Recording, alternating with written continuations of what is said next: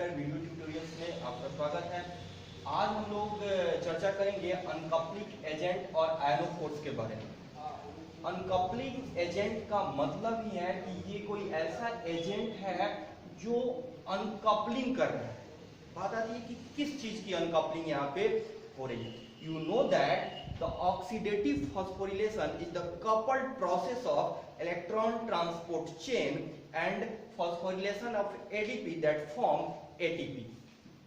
तो यहाँ पे ये जो एजेंट है uncoupling agent, it's uncouple the oxidation of NADH and FADH2 and reduction of O2 from ATP synthesis।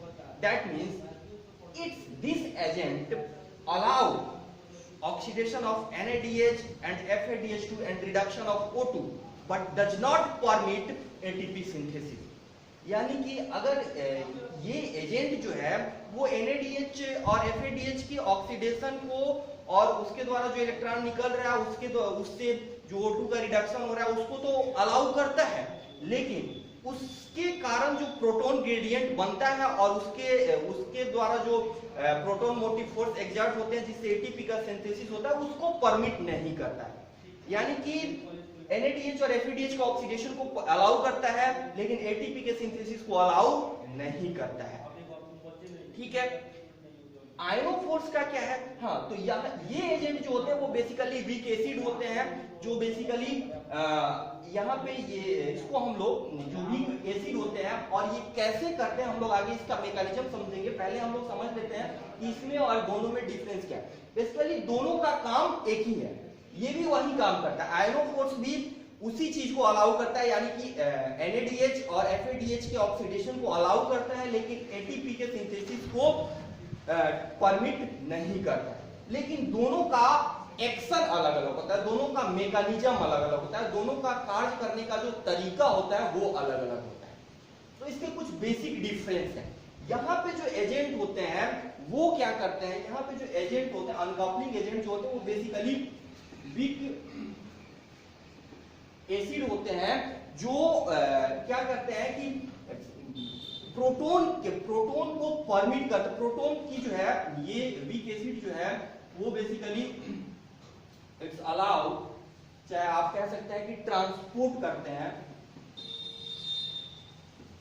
Transport proton H+ from inner membranous space to mitochondria. यानी कि ये जो एजेंट हैं ये एक ट्रांसपोर्टर की तरह काम करते हैं। किसके ट्रांसपोर्टर की तरह? प्रोटॉन के ट्रांसपोर्टर की तरह। किधर से किधर करते हैं?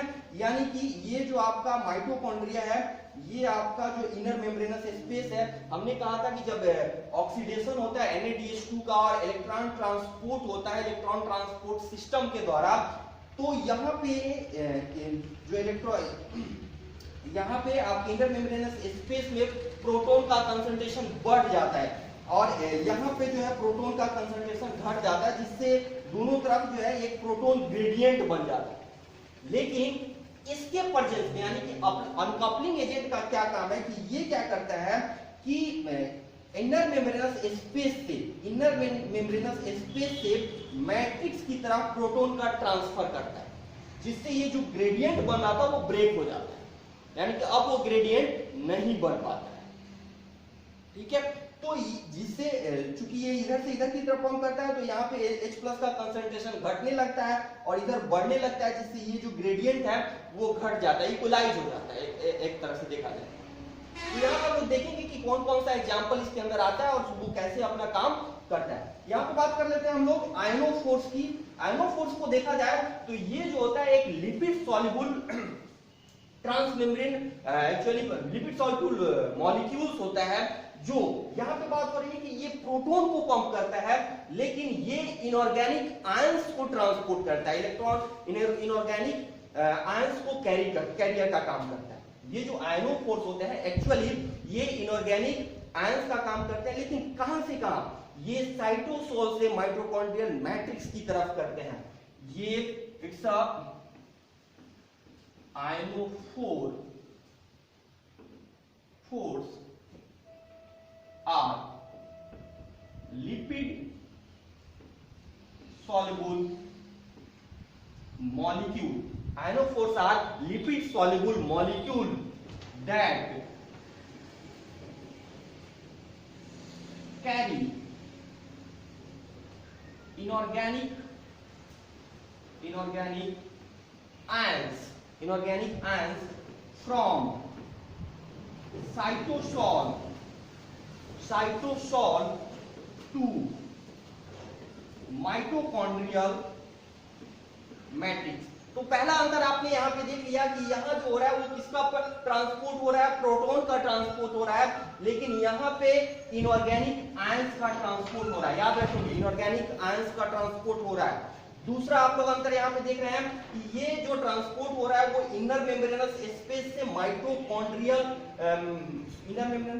माइटोकॉन्ड्रियल मैट्रिक्स की तरफ हो रहा है, जबकि यहां पे जो ट्रांसपोर्ट होता है इनऑर्गेनिक आयंस का वो साइटोसॉल से माइटोकॉन्ड्रियल मैट्रिक्स की तरफ होता है। ठीक है, तो इसके ट्रांसपोर्ट के कारण it's break voltage gradient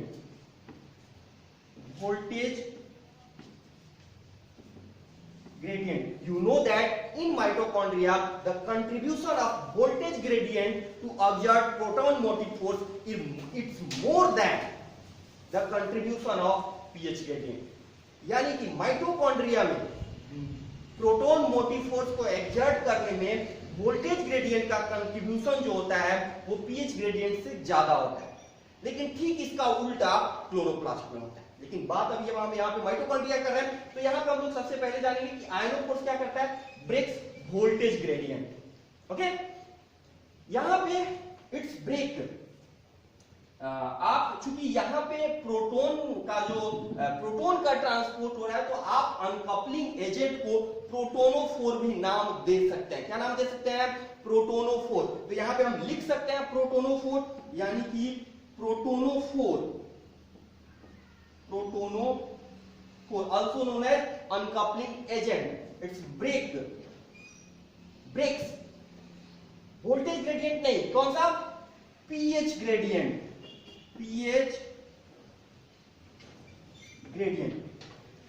okay, तो ये जो हमने आपको बताया कि ये प्रोटॉन का पंप करता है इनर मेम्ब्रेनस स्पेस से मैट्रिक्स की तरफ, जिससे वोल्टेज पीएच ग्रेडियंट ब्रेक्स हो जाता है, और पीएच ग्रेडियंट ब्रेक्स हो जाने के कारण जो है प्रोटॉन मोटिव फोर्स काफी कम हो जाता है और एटीपी सिंथेज प्रॉपर्ली फंक्शन नहीं करता है, जिससे एटीपी का फॉर्मेशन जो है वो अनकपल हो जाता है from oxidation of NADH and FADH2।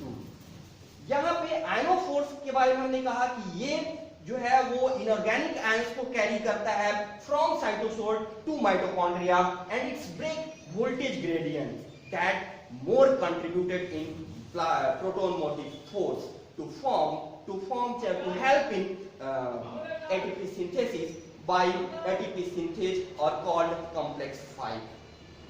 Okay, तो यहाँ पे अब हम कुछ एग्जांपल देखेंगे जो इस फंक्शन जो इस मैकेनिज्म में पार्टिसिपेट करते हैं। इसके कुछ में एग्जांपल है, हम यहाँ पे इसको मिटा रहे हैं, आप लोगों ने शायद लिख लिया होगा। तो यहाँ पे जो हम लोग इसके जो कुछ एग्जांपल है, जैसे कि आपका DNP या FCCP या डाइकोमारॉल, ये कुछ जो एग्जांपल है। ये DNP या FCCP जो होता है एक्चुअली ये वीक एसिड होता है। क्या होता है, वीक एसिड होता है। और माइटोकॉन्ड्रिया का जो इनर मेम्ब्रेन होता है, ये जो इनर मेम्ब्रेन होता है, ये DNP के प्रोटोनेटेड फॉर्म और एनायनिक फॉर्म दोनों के लिए परमिएबल होता है। एक बार फिर सुनेंगे, प्रोटोनेटेड फॉर्म और एनायनिक फॉर्म दोनों के लिए परमिएबल होता है। तो DNP हमने कहा कि ये क्या है, वीक एसिड है, यानी कि माइटोकॉन्ड्रियल मैट्रिक्स में it's present at anionic form. Okay, ये मूव करता है मैट्रिक्स से इनर मेम्ब्रेनस स्पेस की तरफ। इनर मेम्ब्रेनस स्पेस की तरफ, इनर मेम्ब्रेनस स्पेस में H+ का कंसंट्रेशन बहुत ज्यादा है,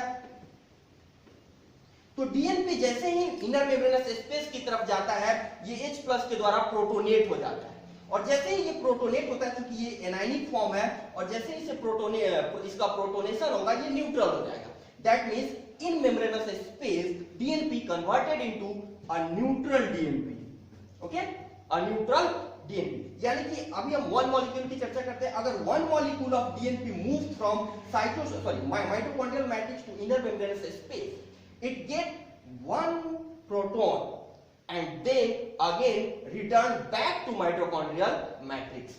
तो ये यहां पे प्रोटोनेट होने के बाद एज अ न्यूट्रल फॉर्म ये मूव कर जाता है, फिर से कहां पे आ जाता है, आपके माइटोकॉन्ड्रियल मैट्रिक्स में आ जाता है। और माइटोकॉन्ड्रियल मैट्रिक्स में चूंकि H+ का कंसंट्रेशन कम है तो ये यहां पे फिर डीप्रोटोनेट हो जाता है, यानी कि फिर से ये यहां पे प्रोटॉन को रिलीज कर देता है और खुद चेंज हो जाता है फिर से एनायनिक डीएनए, जो फिर से मूव करता है इनर मेम्ब्रेनस स्पेस की तरफ और फिर एक प्रोटॉन को लेकर के आ जाता है। तो इस तरह से ये जो अनकपलिंग एजेंट है या प्रोटोनोफोर है, वो चाहे डीएनपी हो या FCCP हो, ये जो है इनर मेम्ब्रेनस स्पेस में जो प्रोटॉन का कंसंट्रेशन है उसको कम कर देते हैं, जिससे voltage gradient pH gradient breaks हो जाता है और एटीपी की सिंथेसिस जो है वो नहीं होगा।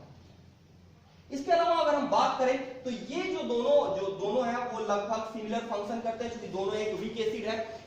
इसके अलावा बात करते हैं हम लोग डाइकोमोरल। कुछ जगह ऐसे भी होते हैं, कुछ जगह बताया जाता है कि FCC और डाइकोमोरल एक्ट लाइक सिमिलर फंक्शन, लेकिन कुछ जानकारी ऐसी है कि डाइकोमोरल जो है वो एंटीकोआगुलेंट का काम करता है, और इसके अलावा ये रिडक्टेज इनहिबिटर है। क्या है? रिडक्टेज इनहिबिटर है, जो इलेक्ट्रॉन ट्रांसपोर्ट चेन में कॉम्प्लेक्स 3-4 को ब्लॉक कर देता है, कॉम्प्लेक्स 3 और 4 को ब्लॉक कर देता है, जिससे कि कॉम्प्लेक्स 3 और 4 को ब्लॉक करने के कारण जो है प्रोटॉन की ऑक्सीडेशन तो शुरू में होता है, लेकिन ऑक्सीडेशन होता है, लेकिन होता क्या है एक्चुअली कि ऑक्सीडेशन मान लीजिए कि चूंकि 3 और 4 ब्लॉक हो रहा है तो ऑक्सीडेशन NADH2 का चूंकि कॉम्प्लेक्स 1 में हो जाता है और ये ट्रांसफर, और यहां से इलेक्ट्रॉन जो होता है वो सीधे ट्रांसफर हो जाता है ऑक्सीजन, ठीक है। तो ऑक्सीडेशन तो होता है, लेकिन चूंकि प्रोटॉन की पंपिंग नहीं हो पाती है, और प्रोटॉन की पंपिंग नहीं होने के कारण पीएच ग्रेडियंट नहीं बन पाता है, और पीएच ग्रेडियंट नहीं बन पाने के कारण जो होता है वो आपका प्रोटीन की सिंथेसिस, एटीपी की सिंथेसिस नहीं होता। तो ये मैकेनिज्म है आपके अनकपलिंग एजेंट का, जो कि इनर मेम्ब्रेनस स्पेस में प्रोटॉन के कंसंट्रेशन को कम कर देते हैं, यानी कि पीएच ग्रेडियंट को ब्रेक्स कर देते हैं, जिससे ऑक्सीडेशन NADH2 या FADH2 का ऑक्सीडेशन, O2 का रिडक्शन होता है, लेकिन एटीपी की सिंथेसिस नहीं हो पाती है। That means this agent uncouple the oxidation of NADH2 process from ATP synthesis।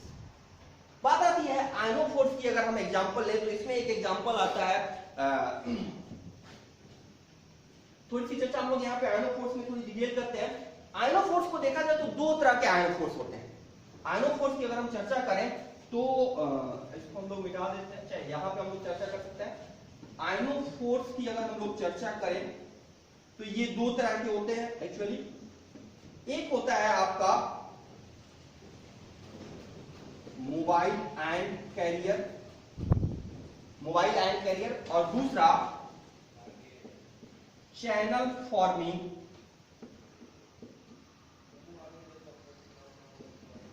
Ion carrier. Mobile ion carrier जो है वो खुद किसी केटायन को, किसी आयन को लेकर के मूव करता है किसी मेम्ब्रेन से इधर से उधर की तरफ, जो मतलब जिधर भी जाना होता है आप बोल सकते हैं अलोंग कंसंट्रेशन ग्रेडियंट एक्चुअली। तो ये खुद जो होता है प्लाज्मा मेम्ब्रेन के एक से दूसरी तरफ मूव करता है as a ion carrier. But ये चैनल फॉर्म पर, यहाँ पे L होगा चूंकि, लेकिन यहाँ चैनल फॉर्मिंग आयन कैरियर जो है एक्चुअली आयनोफोर्स जो है वो स्पिन करते रहते हैं प्लाज्मा मेम्ब्रेन के बीचों बीच। यानी कि हाइड्रोफोबिक मॉलिक्यूल, शुरू में ही हमने कहा कि it's a lipid soluble molecule. तो ये जो है वो प्लाज्मा मेम्ब्रेन के बीच में स्पिन करते रहते हैं। एक्चुअली मान लीजिए कि ये प्लाज्मा मेम्ब्रेन है आपका, तो ये जो आयनोफोर्स है यहाँ पे ऐसे मौजूद होते हैं और ये अलाउ करते हैं, जो भी मान लीजिए K प्लस मूव हो रहा है, तो ये अलाउ करते हैं K प्लस के मतलब आयन के एक्चुअली मूवमेंट को, allow concentration gradient according to concentration gradient, allow concentration gradient. तो ये मोबाइल आयन कैरियर है जो खुद मूव करता है, लेकिन चैनल फॉर्मिंग जो कैरियर है आयन कैरियर वो खुद मूव नहीं करते, वो सिर्फ प्लाज्मा मेम्ब्रेन के बीच स्पिन करते रहते हैं और आयंस को अलाउ करते हैं मूव करने के लिए। तो यहाँ पे जो हम लोग एग्जांपल देखते हैं जो अनकपल करते हैं ऑक्सीडेशन, NADH के ऑक्सीडेशन को एटीपी सिंथेसिस से, वो उसका पहला एग्जांपल जो है वो है वैलिनोमाइसिन। वैलिनो इंपॉर्टेंट एग्जांपल है, आप याद रखेंगे valinomycin. Actually it's isolated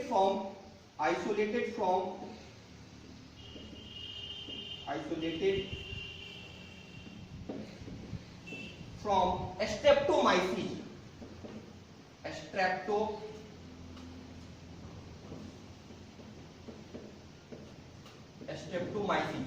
isolated from streptomyces. तो streptomyces it's an example of वैलिनोमाइसिन, it's an example of mobile ion carrier। याद रखेंगे mobile ion carrier, it's a carrier of, लिख सकते हैं जो आपका वैलिनोमाइसिन है, इट्स अ कैरियर ऑफ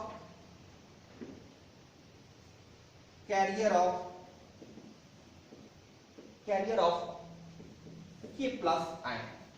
क्या करता है? K प्लस आयन को कैरी करता है। कहां से कहां? तो ये कैरी करता है आपके साइटोसोल से माइटोकॉन्ड्रियल मैट्रिक्स में। यहां पे हमने कहा कि ये इट्स ब्रेक वोल्टेज ग्रेडियंट। कैसे ब्रेक करता है? तो अगर आप देखें तो माइटोकॉन्ड्रियल मेम्ब्रेन का जो पी साइड होता है, इस पे नेगेटिव चार्ज होता है और इस पे पॉजिटिव चार्ज होता है। तो अगर बाहर से कोई पॉजिटिव आयन मैट्रिक्स की तरफ आता है तो इसकी जो निगेटिविटी है वो न्यूट्रलाइज होने लगेगी और धीरे धीरे वोल्टेज ग्रेडियंट ब्रेक होने लगेगा। फिर से एक बार समझते हैं कि ये जो इनर मेम्ब्रेन है, इसका जो पी फेस होता है, यानी कि जो मैट्रिक्स का साइड का जो फेस होता है वो निगेटिवली चार्ज होता है, प्लाज्मा मेम्ब्रेन का फेस। जो साइड इनर मेम्ब्रेन स्पेस की तरफ होता है वो पॉजिटिवली चार्ज होता है। तो इस तरह से इनके बीच एक वोल्टेज ग्रेडियंट क्रिएट होता है। लेकिन जब इस वैलिनोमाइसिन के कारण, ये वैलिनोमाइसिन जब वैलिनोमाइसिन क्या करता है कि पॉजिटिवली चार्ज यानी कि केटायन, यानी कि पोटेशियम आयन को साइटोसोल से मैट्रिक्स की तरफ लेके आता है, तो यहाँ पे पॉजिटिव आयन का कंसंट्रेशन जो है वो बढ़ने लगता है। और जैसे जैसे यहाँ पे पॉजिटिव आयन का कंसंट्रेशन बढ़ेगा, ये पी फीस की जो निगेटिविटी है वो धीरे धीरे घटेगी, क्योंकि यहाँ पे पॉजिटिव आयन का कंसंट्रेशन बढ़ रहा है। ये धीरे धीरे न्यूट्रलाइज होने लगेगी और जैसे जैसे न्यूट्रलाइज होने लगेगी, धीरे धीरे क्या होगा, आपका जो वोल्टेज ग्रेडियंट है, वोल्टेज डिफरेंस है, एक्चुअली वोल्टेज जो डिफरेंस है वो घटने लगेगा, जिससे आपका वोल्टेज ग्रेडियंट जो है वो ब्रेक हो जाएगा। और जब वोल्टेज ग्रेडियंट ब्रेक हो जाएगा तो सीधा सीधा आपका जो प्रोटॉन मोटिव फोर्स है वो कम हो जाएगा, काफी कम हो जाएगा और आपका जो एटीपी सिंथेसिस है वो नहीं हो पाएगा। तो यहाँ पे आप एग्जांपल के तौर पे यही जो वैलिनोमाइसिन है, हमने कहा कि ये क्या है, एक एंटीबायोटिक है और ये वैलिनोमाइसिन जो है वो आपका जो है एक एंटीबायोटिक है जो कि अलाउ करता है पोटेशियम आयन को from cytosol to mitochondrial matrix that breaks voltage gradient that due to the ATP synthesis does not happen in inner membrane of mitochondrial matrix. So हमने शुरू में ही कहा कि दोनों काम एक ही करते हैं कि एटीपी सिंथेसिस को होने देते हैं, लेकिन जो है NADH और FADH2 के ऑक्सीडेशन को अल्टर नहीं करते हैं, उसको डिस्टर्ब नहीं करते हैं, लेकिन दोनों का मैकेनिज्म अलग अलग है, दोनों के कार्य करने का तरीका अलग अलग है। ये प्रोटॉन को ट्रांसपोर्ट करता है from inner membranous space to mitochondrial matrix, यानी कि उनका जो प्रोटोनोफोर्स या अनकपलिंग एजेंट होते हैं, या और आयनोफोर्स क्या करता है कि वो इनऑर्गेनिक आयंस को कैरी करता है from cytosol to mitochondrial matrix and it's break voltage gradient. Okay, दोनों का एग्जांपल आपने देखा, दोनों का मैकेनिज्म आपने देखा। तो ये बात थी वैलिनोमाइसिन की, जो एक मोबाइल आयन कैरियर है। हमने यहाँ पे थोड़ी सी चर्चा की थी कि आयनोफोर दो तरह के होते हैं, मोबाइल आयनोफोर एंड चैनल फॉर्मिंग आयनोफोर। तो हम लोग थोड़ी सी चर्चा यहाँ पे चैनल फॉर्मिंग आयनोफोर की कर देते हैं, आपकी जानकारी के लिए अच्छा रहेगा। जो चैनल फॉर्मिंग आयनोफोर है उसका एक एग्जांपल है ग्रेमिसिडीन ए। ग्रेमिसिडीन ए यहां पे लिख देते हैं, ग्रेमिसिडीन ए। ग्रेमिसिडीन ए ये आपका एक चैनल फॉर्मिंग एटीपी है।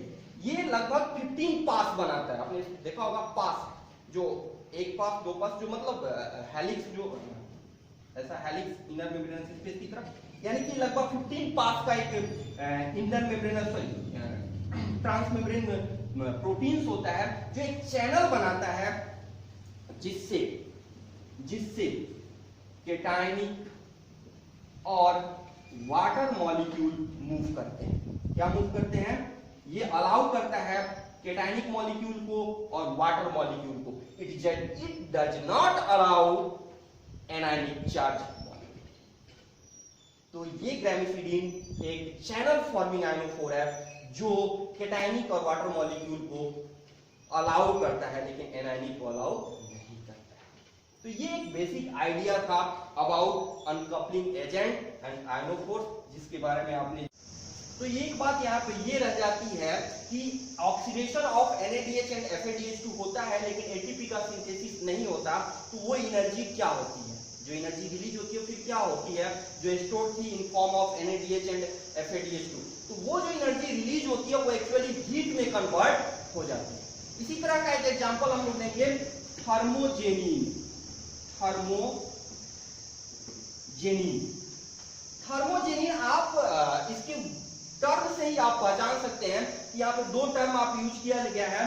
Therm it's indicated heat and genin it's abbreviated from generation,